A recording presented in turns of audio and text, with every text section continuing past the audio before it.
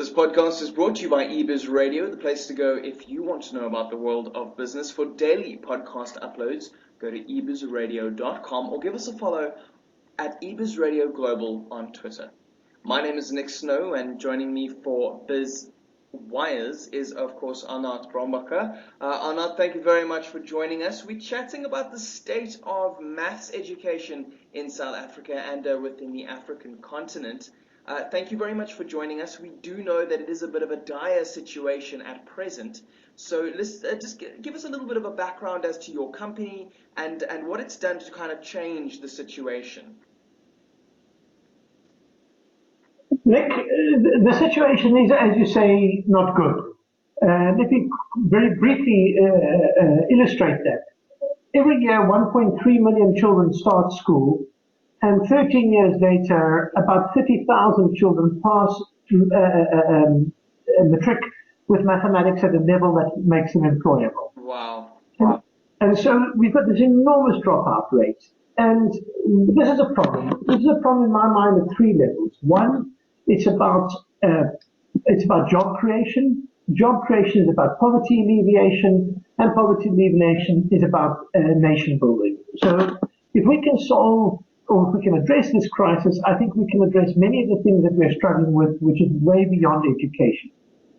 And the work that we're doing is to say we've got to start not at grade 12 or grade 11 level, because frankly it's too late. We've got to begin at the early years, the very, very early years. And one of the things that we find, if we take into account the history of our country, is that, with exceptions, the vast majority of our primary school teachers are not teachers who have had a happy experience of mathematics themselves or who are well qualified in teaching mathematics. And so what we need to do is we need to help those teachers in those early classrooms or those early grade classrooms teach mathematics more effectively. Yes. So what are the type of steps that one would need to take to encourage the proper teaching? Because I imagine it's not just as simple as it sounds. Because for most people, I imagine it's just a matter of, well, here's the curriculum, this is how to teach it, now go teach. But it seems a little bit more complex than that to me. I think the notion of here's the curriculum and this is how you teach the curriculum is naive at best. Because teachers do not have a mental model. The word I want to use here is a mental model, a mental image of this more effective classroom. The classroom in which they learned mathematics was the classroom in which they experienced mathematics as the memorization of facts and rules, in which they had to apply those rules, and sometimes those rules made sense, and very often they didn't. And that is the only experience they have of the mathematics classroom. So to ask them to recreate or to create a different classroom is very difficult for them. Yes. And you can't legislate this with paper. So what we do, and this is part of what I think the solution is providing in-class coaching to teachers. That is to sit next to the teacher in her classroom. What we want to do is we want to sit next to the teacher and we want to provide her with in-class coaching. Coaching means co-teaching. We do some of the teaching. Gradually we give the reins over to the teacher. We support the teacher as the teacher implements routines and activities that are appropriate, routines that are activities that support children in developing mathematics with understanding, and so on. And I think this is the great challenge. What's difficult about that work, of course, is that it's very labor intensive because you need coaches for teachers, and one coach can only manage so many teachers. Yes. But my argument is that we need to begin in schools, one school at a time, building within that school not only the skills, but also the skills of the teachers to support each other. In other words, to create within those schools what are commonly known as communities of practice. Communities that talk about the practice of teaching, and in particular teaching mathematics. Now on paper this all sounds good, easy. I'm not saying it's easy, but I'm saying unless we help teachers by helping them to develop richer and different mental images of a mathematics classroom, we're not going to change this, because we're simply going to repeat what we've always done. Yes. Let me talk to that same point in a different way, if I may. Yes, please. When I was at school, which was not that long ago, but when my generation and older generations were at school, there were no calculators. We had to learn how to calculate. In other words, the challenge of school mathematics, and in particular of primary school mathematics, was to teach children how to add, subtract, multiply, and divide. And the bigger the numbers they could do that with, the better they were. The world has changed. Each of us has 3 different calculators on our cell phone. We've got a financial, a scientific, and a regular calculator on any cell phone that you buy today. The calculator is ubiquitous. We don't need to teach children how to divide 7-digit numbers by 3-digit numbers using a pencil and paper. No, yeah. What we need to teach children is how to think. We need to teach children what we call the problem-solving heuristics that are associated with doing mathematics. Right. Because that is, in fact, what is needed in industry. We don't employ people because they do mathematics because they can calculate. We employ people because they do mathematics because people who do mathematics have general good problem-solving skills. Mathematics is a subject that does develop these skills, and these skills are critical for the kinds of jobs that are in the marketplace today. Yes. We no longer employ people because they're strong and they can, push a wheelbarrow. We employ people because they can think. And so, as you can see, I see this as a vastly interconnected net of things, of variables. And that brings me back to the teacher, because the teacher that's teaching in the classroom today, 60%, 70% of those teachers went to school in a non-calculator world. Yeah. And they're still teaching a non-calculator world mathematics. Yes. And our challenge is to bring the teacher into this new world and to help them to teach mathematics in a world that they don't actually know or live in. Yes. So that's the challenge. And so to come back to your original question, no, curriculum is not going to do it. Of course, you need a good curriculum. That's a given. Oh, yeah. But in mathematics, a curriculum is not contentious. In history, a curriculum we can fight about. We can argue about what periods of history we're interested in. In mathematics, we want children to add, subtract, multiply, and divide. We want children to do it with confidence and fluency.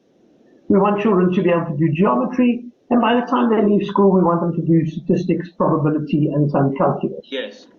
So the curriculum itself is not the issue. The issue is how to deliver that curriculum in a modern world. The thing that you're trying to do is critical thinking. Is that what I hear you saying? It's no longer about the fact that you can divide the number. It's can you apply the theory of division, addition, subtraction, multiplication to the world around you in the context where you might be working. And you're looking for that rather than the actual act of adding, dividing, subtracting, or multiplying. Precisely. And you're using that in this world that you live to solve problems. That's the key thing. The key thing is that the mathematics becomes a tool of solving problems. Yes. And that is the part where I think we need to spend much more energy and focus. Absolutely. But let me come back to a point, because when we talk like this, there are many people who will listen to this and they'll say, oh my gosh, this is one of these namby-pamby people who think children don't need to know the basic facts. And then you get the argument that says, when we were young, we knew the basic facts and that's why we were so good. Well, that's a flawed argument because they were never so good, but leave that out for the moment. I don't disagree that children must know the basic facts. Yes. If I see a grade 1 child doing 5 plus 3 and counting on their fingers, I go crazy.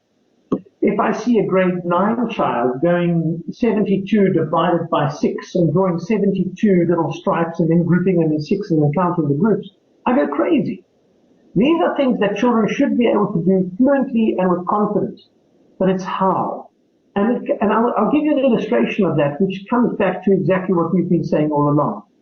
When we were at school, we memorized our multiplication tables. Yes, I remember doing that as well. We can sing the song. But the point is, we can also sing other songs. I can sing our national anthem. I sing it with pride. I sing it with passion.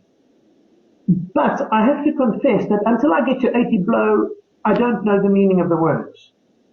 In other words, what I'm trying to say is I can sing that hymn, I can sing that anthem with enormous passion without even knowing the meaning of the words. I can recite the multiplication table, but it means nothing. And the challenge is not to teach children to recite the song or to sing the song, but the challenge is to teach them the meaning of the words. Yes, yes. And so, for example, if we do multiplication, I'll give you an example that's very tangible. Many people think you must first teach the 2 times table and then the 3 times table because 2 is a smaller number than 3, and so the 2 times table is easier and the 3 times table is harder. Yes. Oh, I disagree completely. The first multiplication table you should learn is the 10 times table. Because multiplying by 10 is so easy. Because if you see that it's a pattern of just putting a 0 on the end, well, then you can multiply any number by 10. Yeah. You don't have to start with 12. You can suddenly multiply 84 times 10. And I do this with grade 2s with great delight. I go into the class and I say, now let's do this. What is 3 times 10? What's 5 times 10? What's 7 times 10? And suddenly a child will say, oh, there's a pattern. You're putting a 0 on the end. I said, that's interesting. In that case, what's 23 times 10? What's 125 times 10? And as long as they understand that hundreds become thousands, then suddenly they can do that. And it's a very liberating experience. I can imagine. And the exciting thing is once you can multiply by 10, I like to say you get 5 for free. Let me show you what I mean. 7 times 10 is 70. 7 times 5 is half of 70, 35. 23 times 5 is half of 250, which is half of 100, half of 30, half of 200, half of 50, 100 plus 15, 115. Suddenly you can multiply by 5. And so what I'm trying to illustrate is that we want children to do this. We want children to know these basic facts. We want them to know them with confidence. We want them to be able to use them fluently, but we don't develop that by memorizing it. No, we don't. We don't at all. Now, Arnout, to kind of close off our conversation, the way forward does seem very thick and rugged. I think we've clearly defined the issues and how to get around them, but how do you think we're going to go about implementing the solution? Well, I think we need to have the will.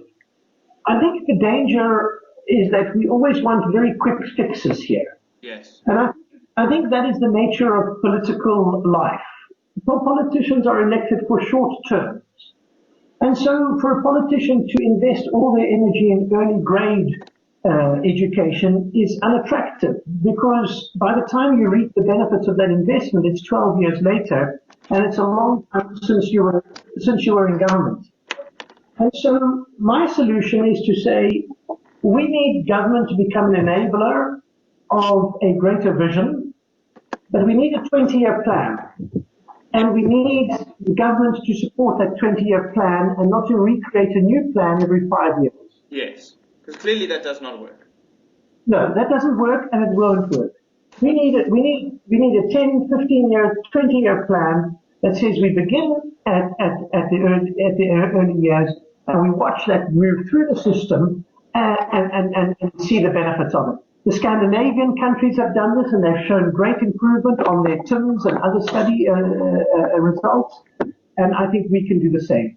Yes. You know, we're an amazing country. We can organize a World Cup when the world says we can't. Yeah. We can organize matric examination with 500,000 children writing it and minimal cheating or other things. We can do amazing things. We can solve this problem as well, but it requires us to focus our energy as a connector on a larger vision.